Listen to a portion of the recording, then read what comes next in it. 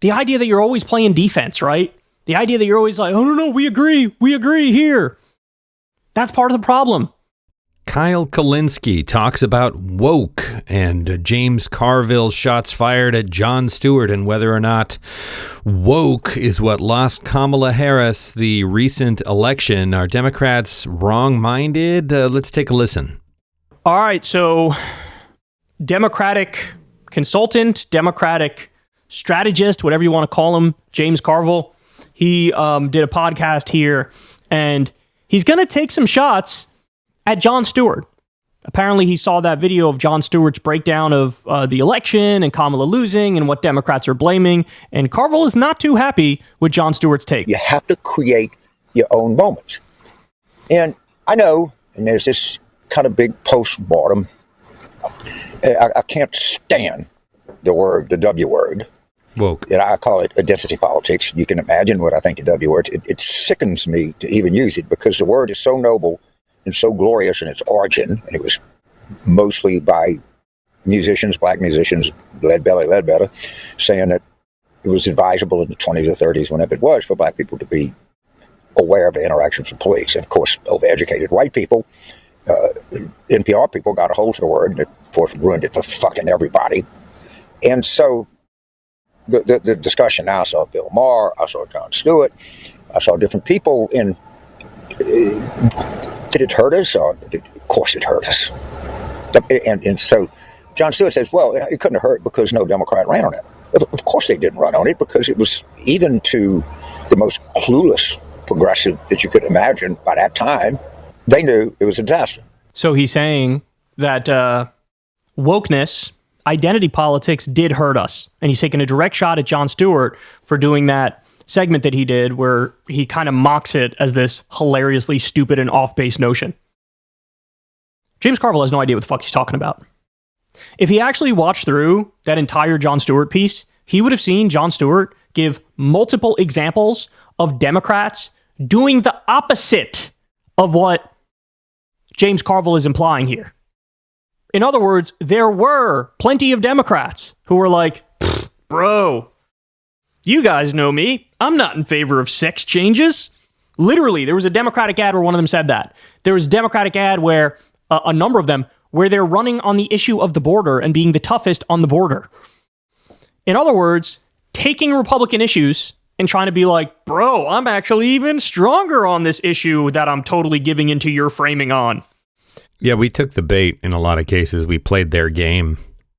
So in other words, Kamala and many Democrats both ran the platonic ideal of the non-woke Democrat campaign. But yet they're still saying it's wokeness is the problem. It's not. Kamala, as I pointed out 1,000 times, Kamala never mentioned race. Kamala never mentioned gender. Kamala never mentioned Latinx or trans people or political correctness or cancel culture. She didn't mention any of that. To be fair, though, I agree with Kyle Kulinski, but when you're playing the game of nani nani boo boo, where basically the Republicans under Trump are just accuse the Democrats of having pooped their pants, you put yourself in the position of either ignoring it and trying to take the high road, which is, I think, what Kamala Harris and everybody else sort of did, or saying, no, I didn't poop my pants, in which case now we're talking about how you pooped your pants and whether or not you did, right? So the woke thing is like, it might be on the right side of history or whatever to be open-minded about some of this stuff and defending these vulnerable populations. But the Republicans very effectively made it about, trans athletes stealing your kids' trophies. I mean, a crazy stuff, right? That isn't on anyone's top list. But the Republicans very effectively made that like one of the most important issues facing America today, and it resonated with people. And, we never came up with, on the left, a sticky, easy to understand way of deflecting that and saying, look, this is just about taking care of everybody, right? This isn't about taking away from one person and giving it to another, and it's not about, balancing some scales, and it's just about making sure that everybody gets an equal shake, and everybody is taken care of, right? On freedom, she ran on patriotism. She repeatedly stressed she would represent all Americans. She ran right wing on the border. So, in other words, the Democrats do exactly what people like James Carville wanted them to do. And then he's like, well, you should have somehow done it more like I wanted you to do it, even though you did it exactly like I wanted you to do it. What the fuck? And by the way, here's a great point. Crystal actually made this point the other day, and it didn't even occur to me, right? That, okay, when was the last time the Democrats won the presidency? 2020. The 2020 DNC is literally peak wokeness. Fucking Black Lives Matter sign behind Elizabeth Warren talking at the DNC, right? This was around the era that Nancy Pelosi was doing that weird kente cloth kneeling. So when they were more woke, they actually won, right? Now, I'm not saying that that's the magic recipe, because the fact of the matter is I think COVID was more responsible for the Democrats winning. It was a return to normal election because Trump had botched COVID in 1,000 different ways, and he was just a fucking mess. But clearly, this guy's analysis and these sorts of people, they're just wrong. I know he wants it to be the case that, you know, Democrats go way more conservative on social issues and that's how you win, but it's just not the case. I'm sorry, it's just not the case. That's a good point. Here's the issue, guys. Democrats repeatedly are giving into Republicans' framing of the world. Yes. Because the Republican framing of the world is, okay, yes, we get it. This country's fucked up. You're angry. We're angry. We feel your pain. But let me tell you why the country's fucked up. The country's fucked up because of immigrants. The country's fucked up because of trans people. The country's fucked up because of Hollywood and democratic elites and cultural elites. That's their narrative. And the Democrats, at every turn, validate that narrative with their goofy ads saying, I'm always against sex changes. I'm in favor of a strong border. This is the exact same problem that John Kerry had in 2004. He lost to George W. Bush, not just the Electoral College, but also the popular vote. Sound familiar? And that's because John Kerry said, I'm going to take George W. Bush and Dick Cheney, their framing of the world, and I'm going to say, I agree, but I'm going to do it better. So in other words, the Iraq War, I'm in favor of the Iraq War. I just want to do it more intelligently. He's doing it the stupid way. It doesn't work if you take your opponent's framing and you use it. So in other words, you need to counter the immigrants and trans people are the problem argument with, no, it's the financial elites. It's Wall Street. It's the billionaires. They're the problem. They've bought the government. They've rigged the government. That's why it doesn't represent you anymore. That's why we don't have a higher minimum wage. That's why we don't have the PRO Act. That's why we don't have higher taxes on the wealthy. That's why we don't have universal health care. Yep. That's the argument. And then, by the way, if you want to get into the realm of social issues, yummy in my tummy. Because it is so easy to flip all this bullshit right back on Republicans. Because they are the authoritarians.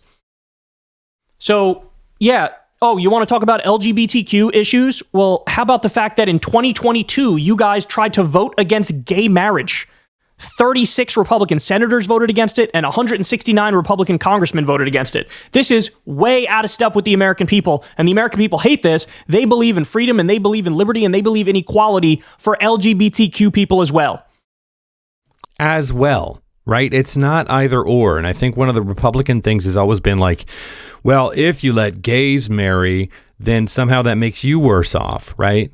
If you yield on this, that means we take away from that. It's not. It's about expanding liberty. And what have the Republicans done when they've taken things away? They've taken freedoms away. On the fucking offense against these assholes. Go on the offense against these assholes. Yes. The idea that you're always playing defense, right? The idea that you're always like, oh, no, we agree here. That's part of the problem. In what world? So, let's take James Carville at his word here.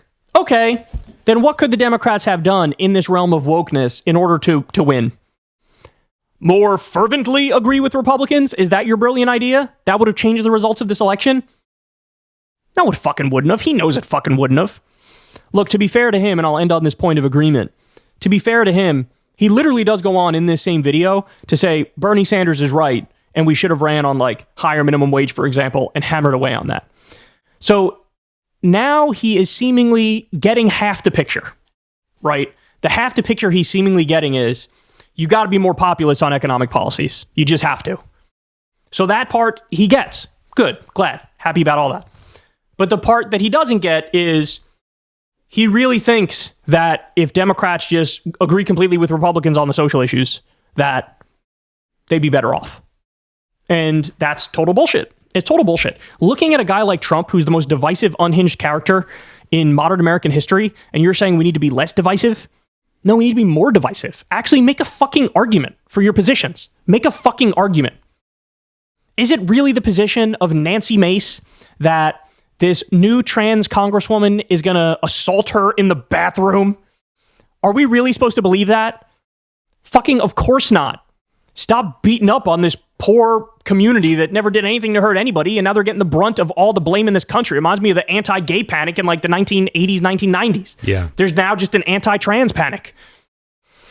So anyway, there you have it. James Carville going after Jon Stewart, and of course, Jon Stewart is 100% correct. Hey, y'all. You know, I think that the issue is the Democrats let the Republicans control the conversation. You know, it's propaganda, and it's on social media, and it's on podcasts, and it's, you know, it's in all of the kind of places that people have increasingly started to get their media. They've been controlling the conversation, and it's been this reiteration. They're very good at being in lockstep. Sure, the stuff is crazy, but it's designed to confuse and inflame and enrage and create fear. And it's America sucks. We need to fix it, right? And they say it sucks because of immigrants broadly and trans people and whatever. And Democrats have gotten sucked into, okay, so it sucks, but, right? And that's not, I agree with Kyle Kulinski. That's not the way to move forward. But I want to hear what you think about it in the comments. You know, I mean, James Carville's been around for a long time. It's hard to argue that his opinion is ridiculous, but I think maybe it's a little stale. I mean, maybe what Democrats really didn't do right is, you know, stay in touch with the new ways in which the population of America is absorbing their information. Because the truth, you have to spend so much more work just to even fact check and vet the truth. And once somebody puts out a ridiculous lie, it takes so much more effort then to even counteract that lie, right? The lie will get 20 million views and your fact check of it will get 20,000 views, right? So it's like the lie is big and sensational and does all this damage, and it's easy to spread because it's so sensational. And then putting out that fire is exhausting. And Kyle Kulinski makes a good point. We need to go on the offense here. So I want to hear how you think that would look.